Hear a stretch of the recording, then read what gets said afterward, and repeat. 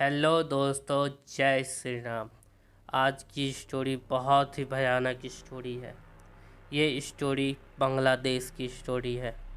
शाह आलम के चाचा थे। वो कब्रिस्तान में कब्र की रखवाली करते थे और साथ ही साथ कब्र की खुदाई भी करते थे। एक दिन की बात है, जब शाह आलम अपने घर जा रहा था तो उसने देखा कि चाचा कब्रिस्तान में कब्र की खुदाई कर रहे हैं।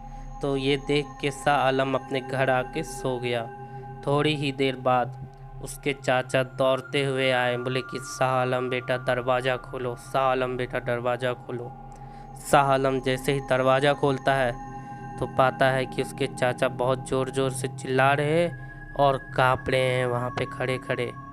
ये देख के शाह आलम ने अपने चाचा को पूछा, क्या हुआ है चाचा आपको? तो चाचा ने बोला, मैं कुछ नहीं अभी बताऊंगा, जो भी बताऊंगा मैं कल सुबह बताऊंगा।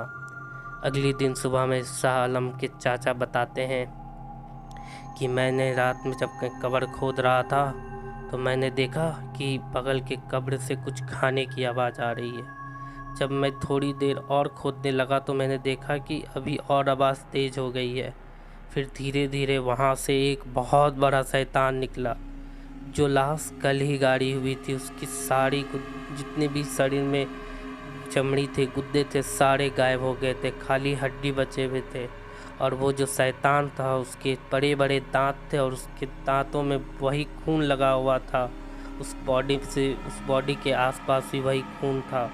तो मुझे समझते देर न लगा कि यही शैतान है जो उसने खाया होगा। मैं ये देखते ही वहाँ से भाग पड़ा। भागते भागते वो शैतान भी मेरे पीछे आ रहा था। मैं भागते भागते पास ही के एक मस्जिद में चल गया। वहाँ के मौलवियों ने मेरे ऊपर कुछ मंत्र पढ़े और मुझे एक तावीज़ दिया, जिसके बाद मैं यहाँ पे आ पाया। ये सब सुनते ही शाह आलम भी थोड़ा डर गया। फिर वो जो चाचा कब्रिस्तान में अकेले रात को कब्र खोदते थे, वो इतना डरे हुए थे कि रात को एक कमरे में भी 2 मौलवियों के साथ सोते थे।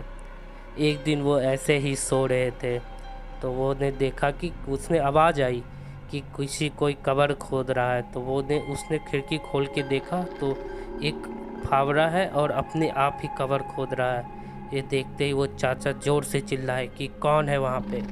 वो शैतान जो नहीं दिख रहा था उसने कस के वो फावड़ा फेंका, जो खिड़की तोड़ते ही घर के अंदर आ गया। ये आवाज़ सुनते ही दोनों मौलवी उठ गए।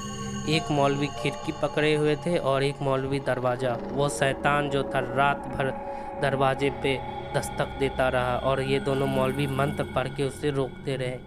जब सुबह हुआ तो वो शैतान अपने आप ही गायब हो गया। तब उस दोनों ने अगले दिन अपने बड़े मौलवी को कहा कि ऐसा ऐसा मैंने देखा था। तो बड़े मौलवी जो है वो आए, बोले कि मैं आज रात यहीं सोऊंगा। उस मौलवी को सारी बातें समझ में आ गई कि यहाँ क्या हो रहा है। तो उसने जब रात को रुका तो फिर से वही कब्र खोदने की आवाज़ आने लगी। वो जो बड़े मौलवी थे वो बाहर गए और उस शैतान पे कुछ मंत्र फेंके। जैसे ही कुछ मंत्र बोले और उसने जमजम का या कहीं का कोई शुद्ध पानी फेंका तो वो पानी से वो शैतान तड़पने लगा और उसने कुछ मंत्र पढ़े और वो फावड़ा हवा में उड़ गया और उस फावड़े से उस शैतान को मार दिया।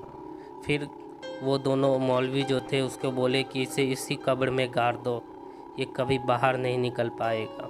जब ये वाक़या हुआ तो ये बातें आग की तरह आसपास में फैल गई। तब लास्ट में जो गवर्नमेंट है उस कब्रिस्तान को वहाँ पे बंद कर दिया।